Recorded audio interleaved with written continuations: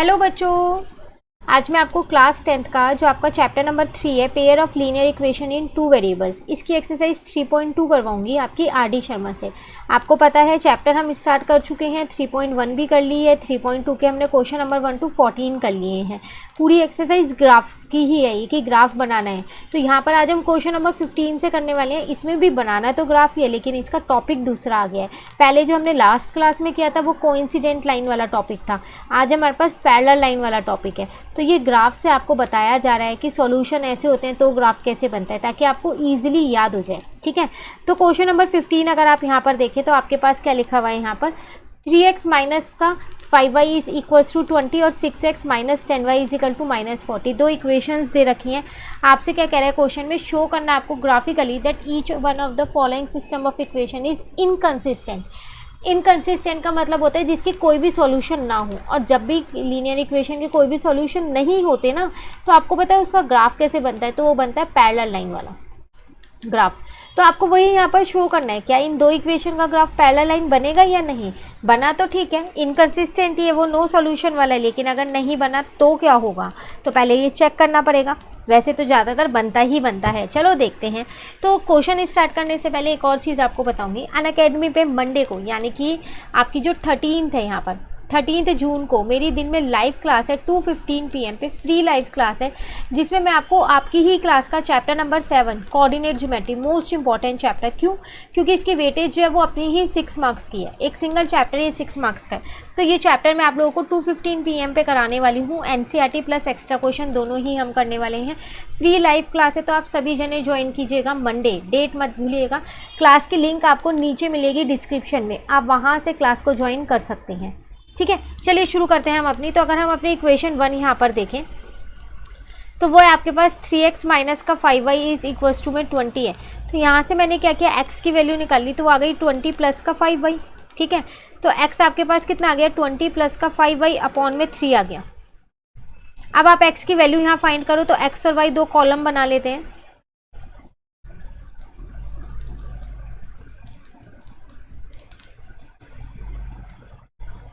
ठीक है, अब देखो यहाँ पर आप वैल्यूज इस अकॉर्डिंग रखना कि जब आप इसको सॉल्व करो ना, तो वो 3 से पूरा कट हो जाए। तो अगर मैं y की वैल्यू -1 रखती हूँ तो ये पूरा -5 बन जाएगा। 20 में से 5 जाएगा तो 15 बचेगा। 15 को 3 से डिवाइड करोगे तो x की वैल्यू 5 आ जाएगी। एक सॉल्यूशन मिल गया।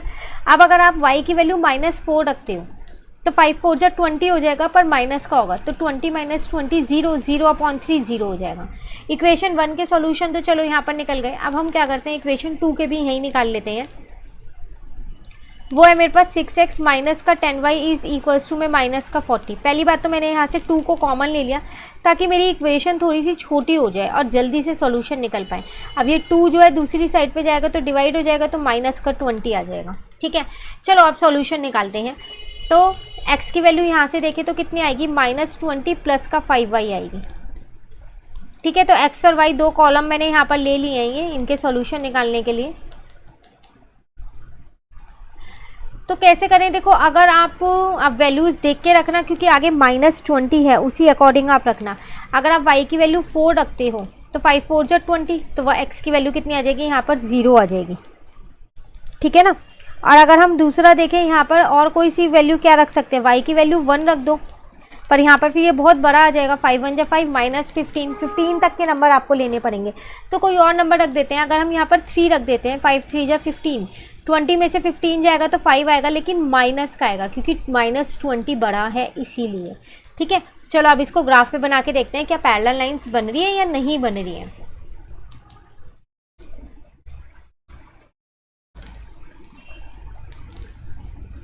तो ये आपके पास 0 होता है, ये आपके पास y एक्सिस होता है, ये माइनस का x एक्सिस होता है, ये माइनस का y एक्सिस होता है, ये x एक्सिस होता है। यहाँ पर आ जाएगा आपके पास 1 2 3 4 5 6 7 8 और 9। यहाँ पर आ जाएगा -1 -2 -3 -4 -5। यहाँ पर भी -1 -2 -3 -4 -5 -6 तक ले लेते हैं। यहाँ पर 1 2 3 4 5 6 7 8। आप प्रॉपरली पेंसिल और स्केल से अच्छे से इसको ड्रॉ कीजिएगा, ठीक है। तो देखो फर्स्ट इक्वेशन देखे तो x की वैल्यू 5 थी और y की वैल्यू -1 थी, तो यहाँ कहीं है वो। सेकेंड इसका सॉल्यूशन x की वैल्यू 0 और y की वैल्यू -4 है। ज्वाइन कर दो दोनों को। दो सॉल्यूशन तो देखो आपको निकालने ही निकालने हैं हर इक्वेशन के, आप चाहो तो 3 भी निकाल सकते हो। तो 3x माइनस का 5y इजिकल टू 20 और यहाँ पर इसके कोऑर्डिनेट मैंने लिख दिए 0 और -4। एक इक्वेशन का तो बन गया, लाइन बन गई है। दूसरी के देखते हैं चलो यहाँ पर। तो x की वैल्यू 0 है तो y की वैल्यू 4 है, यहाँ पर है -4 नहीं है 4 है, तो ये आ जाएगा। एक है x की वैल्यू -5 है तो y की वैल्यू कितनी है 3 है, यहाँ कहीं होगा। तो अगर आप प्रॉपरली बनाओगे इसको तो आप देखोगे कि आपकी दोनों ही पैरेलल लाइंस बन रही है ना। मैंने मेजरमेंट से नहीं बनाई है इसलिए आपको लग रहा होगा कि ये तो इंटरसेक्टिंग लाइन हो सकती है, नहीं, ये दोनों पैरेलल लाइंस ही बनेंगी अगर आप इसको प्रॉपरली स्केल से मेजर करके बनाओगे तो। क्लियर है यहाँ पर? तो इसका मतलब सिस्टम ऑफ इक्वेशन क्या है आपके पास, इनकंसिस्टेंट है, नो सॉल्यूशन वाला है। चलो नेक्स्ट करते हैं हम यहाँ पर। तो नेक्स्ट में भी यही कह रहा है आपको, show graphically that each of the following system of equation is inconsistent that is no solution. तो अगेन इसके भी आपका पैरेलल लाइन ही बनना चाहिए। चलो चेक करते हैं। इक्वेशन 1 अगर हम यहाँ देखें तो x माइनस का 2y इजिकल टू 6 है। x की वैल्यू यहाँ से देखें तो 6 प्लस का 2y आ जाएगी, ठीक है। तो x और y यहाँ पर ले लिया हमने। अब देखो y की वैल्यू अगर 0 है तो x की वैल्यू 6 है, y की वैल्यू अगर 1 है, 1 रखोगे तो x की वैल्यू 8 आ जाएगी, काफ़ी बड़ा हो जाएगा। तो ऐसा करते हैं -1 रख दें, तो -1 रख देते हैं। 6 - 2 कितना हो जाएगा, 4 हो जाएगा। आप कोई से भी रख सकते हो, ज़रूरी नहीं है जो वैल्यूज़ मैं पुट करूँ वही वैल्यूज़ आपको रखनी है। इक्वेशन 2 अगर हम देखें तो 3x माइनस का 6y इजिकल टू 0 है। तो यहाँ पर 3 मैंने कॉमन लिया तो x माइनस का 2y इज इक्वल्स टू में 0, तो x minus 2y is equal to 0 हो गया। ये सेम इक्वेशंस नहीं है। फर्स्ट वाली जो इक्वेशन है उसमें इजिकल टू में 6 है, सेकेंड वाली में 0 है, तो कंफ्यूज मत होइएगा, ठीक है। अब अगर हम इसके सॉल्यूशन देखें यहाँ पर, तो x की वैल्यू अगर मैं यहाँ से निकालूँ तो वो कितनी आएगी, x इज इक्वल्स टू में 2y आ जाएगी। y की वैल्यू 0 रखूँगी तो x की वैल्यू भी 0 होगी, y की वैल्यू 1 रखूँगी तो x की वैल्यू कितनी हो जाएगी, 2 हो जाएगी। चलो इसे ग्राफिकली दिखाते हैं कि पैरेलल लाइंस बन रहा है या नहीं बन रहा।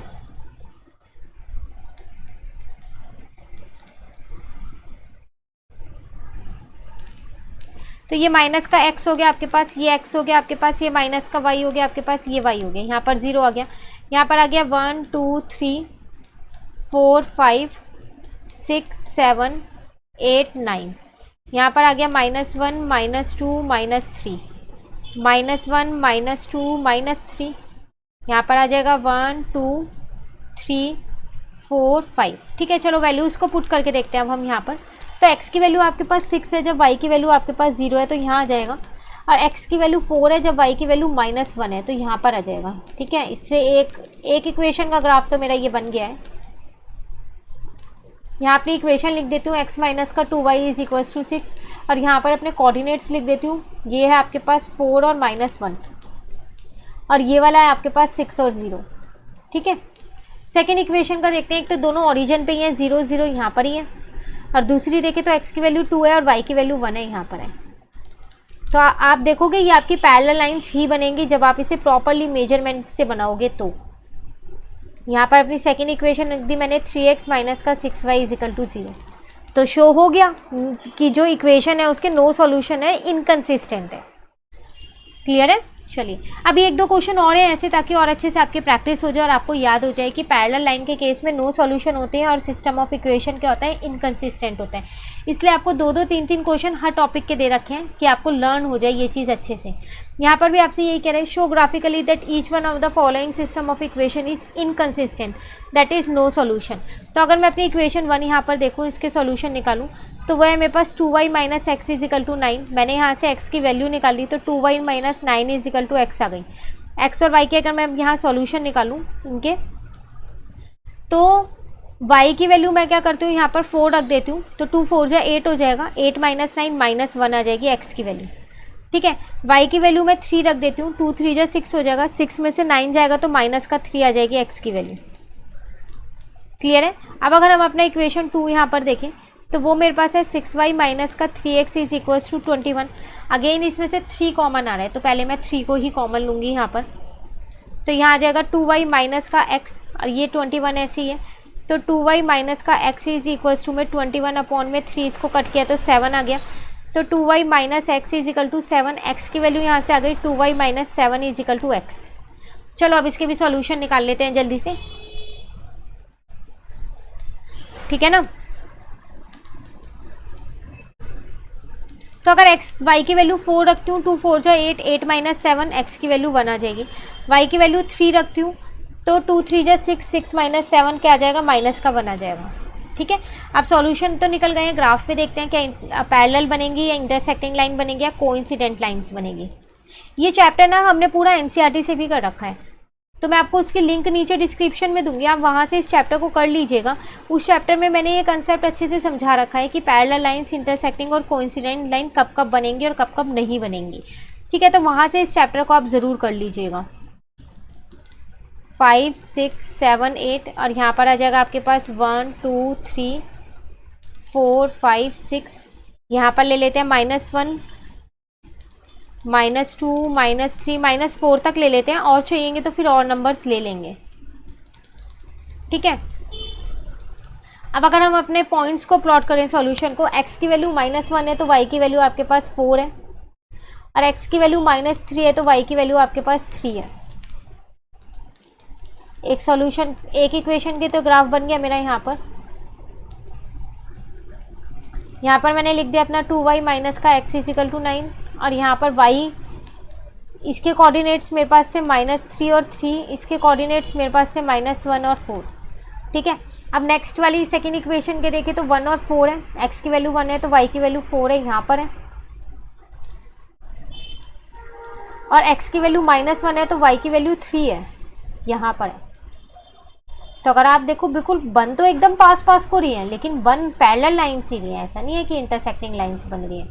तो यहाँ पर आ जाएगा -1 और 3, और यहाँ पर आ जाएगा 1 और 3, और इस इक्वेशन का नाम है यहाँ पर 6x माइनस का 3y इज इक्वल टू 21, है ना पैरेलल लाइन्स। तो इसका मतलब इस इक्वेशन के क्या है, नो सॉल्यूशन है। क्लियर है। चलो देखते हैं और कोई क्वेश्चन है इससे रिलेटेड। एक और आपके पास क्वेश्चन नंबर 18 भी यही है। क्वेश्चन नंबर 19 चेंज है तो वो नेक्स्ट क्लास में करेंगे। क्वेश्चन 18 और करते हैं जल्दी से। Show graphically that each one of the following system of equation is inconsistent. Again यही दिखाना है इसमें भी। तो अगर हम अपनी इक्वेशन 1 यहाँ पर देखें तो वो है 3x माइनस का 4y माइनस का 1 इज इक्वल टू 0। यहाँ पर 3x इज इक्वल्स टू में 4y प्लस का 1 आ जाएगा, x इज इक्वल्स टू में 4y प्लस का 1 अपॉन में 3 आ जाएगा। अब अगर हम अपने सॉल्यूशन यहाँ पर निकालें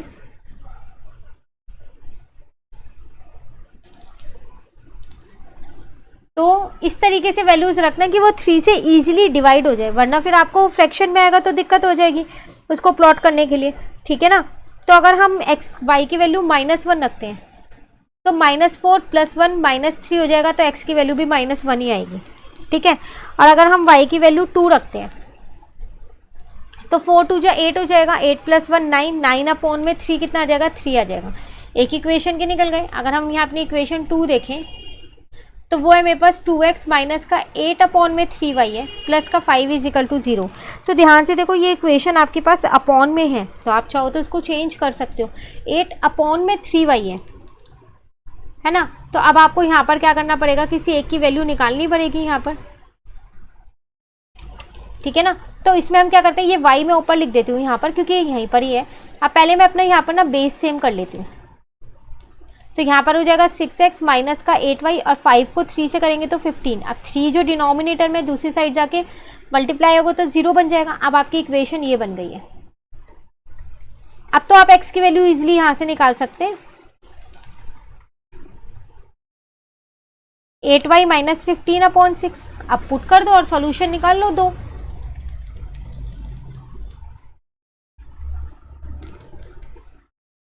ठीक है ना।